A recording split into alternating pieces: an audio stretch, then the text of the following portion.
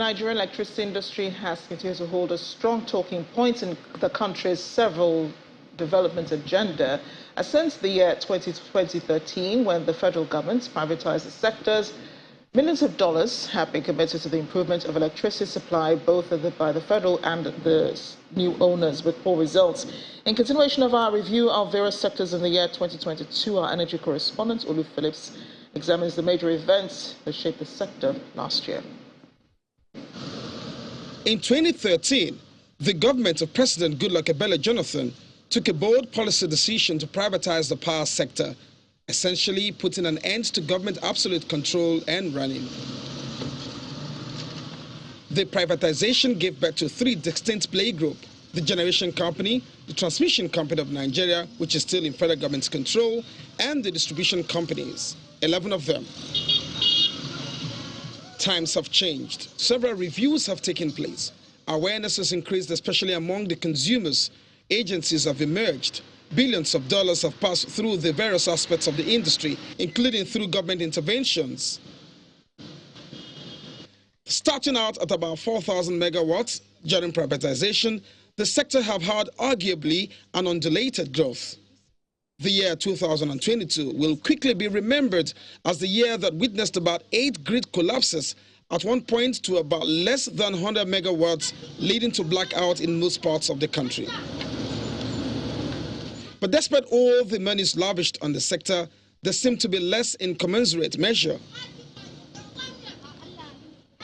Another highlight of the year was the takeover of some distribution companies by the banks, with support from the National Electric Regulatory Commission and the BPE, Bureau for Public Enterprise, relying on the claims of inefficiency by the DISCOs, an exercise which has sparked legal battles. There's still conflict around how much Nigeria generates, transmits, and distributes for a 200 million people economy. But it's safe to say that put together, we are yet to attain a steady 5,000 megawatts supply of energy to homes and businesses connected to the grid. The Nigerian government has put together a government-to-government agreement with Siemens of Germany. The three-phase plan and proposal will deal essentially with improving transmission and distribution infrastructure across the country, an endeavor which is meant to see Nigeria with a capacity of 25,000 megawatts of electricity by 2023. Be reminded that we are in 2023 and the power sector will be 10 years this year, post-privatization. Some milestones policy by NERC came in force in 2022. The regulator put in place partial activation of contracts, essentially getting players to be more responsible and operate in a sustainable and profitable manner.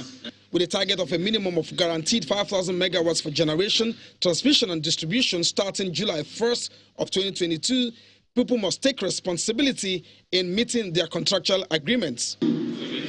Also, in 2022, the federal government-backed mass rollout meters didn't see much traction, but would and could with the meter asset provider, which says you can pay for a prepaid meter and have the cost defrayed by your consumption bill. Sanctity of contract, policy somersault, liquidity crisis are some of the other challenges of the sector. Will Nigeria leap beyond these times 10 years on? Olu Phillips, Channels Television News. We're now being joined by the Managing Director and Chief Executive of the Association of Power Generation Companies, Dr. Joy Ogaji, to throw some more light on the energy sector in the outgone year. She joins us from our studio in Abuja. Dr. Ogaji, thanks for joining us tonight and a happy new year to you. Same here, and it's a pleasure. Happy New Year to Nigerians. Now, fortunately, on the first day of the year, we're talking about the power situation and what has transpired in 2022. Well, Nigerians were promised regular power supply, uninterrupted power supply. They were told by the government that things were moving along with the advent of the prepaid meters. We were assured that we would pay for what we're getting. But yet there are still challenges, aren't there? So what do you think is responsible for these issues? Why we're not having uninterrupted power supply in the country still? Thank you for that question. There are myriad of challenges or reasons or factors responsible for why we've been having and we will continue to have the abysmal and epileptic situation in the power sector. Foundation is very, very critical to every building and any organization. Until the foundation is right, we will continue to go on the rigmarole. I call it the rigmarole. We just keep going round and round. Hear a lot of policy statements, regulatory directive here and there, but we just continue on the rigmarole. So what are those issues, or what are the factors responsible for it? One of them, number one on my list, is governance. Governance and leadership. John Maxwell said everything rises and falls on leadership. So a major crux of the challenge or problem in the power sector lies on governance and leadership. There is no coordination, there is no collaboration among stakeholders, there is no synergy, there is no harmonization of the policies.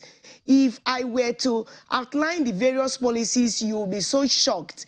Every stakeholders at different levels are working at cross purposes.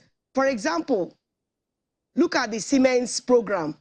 If you look at what Siemens is doing, it's definitely different from what TCN 20-year transmission plan is looking at.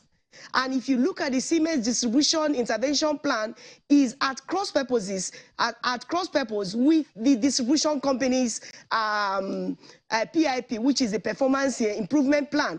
And well, for the generation companies, the Siemens program does not have any plan for the generation companies.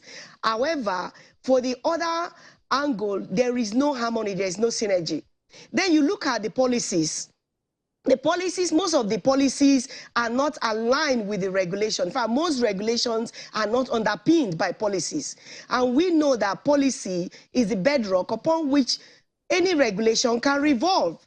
And if there is no policy backing for regulations that are being shunned out here and there, others, codes, then there is no foundation for that regulation. No wonder the distribution companies can just go to the court and take injunction and challenge regulatory regulatory orders every now and then, and it's irregular in the sector. Another point, apart from governance and leadership issue that I've mentioned, is lack of sanctity to contract. We sign contract from day one, we intend to break that contract. And since we are not going to keep to the terms of that contract, the terms of that contract will not be implemented. And that is a major, major problem in the power sector. It also plays out in other sectors, but today I'm focusing on the power sector. So lack of sanctity to contract. If you're signing a contract from day one, make up your mind to keep to the terms of that contract, because contracts are binding on parties and they are founded on obligations of parties. So if federal government has a part, federal government should keep to its obligation and other parties should keep to its obligation, because as lawyers will say, he who comes equity must come with clean hands. So you cannot ask the other party to perform when you have not performed. So this is largely another reason why the sector has remained the same. A third reason is illiquidity. Money, money, money, money, money answereth all things. Without money, the sector cannot make progress. So what the major problem we're having is, as the energy flows out, the money does not. I'm so sorry to interrupt you, but you know, when you're talking about money, that's a whole new conversation altogether. I mean, the blame game continues between, you know, the federal government and the new owners and so on. Well, who should be doing what and who should have started doing what from the beginning. Thank you so much. I'm so sorry we don't have so much time for you to express, you know, your thoughts and analysis. We appreciate what you said so far, and thank you for joining us on the News at 10 tonight.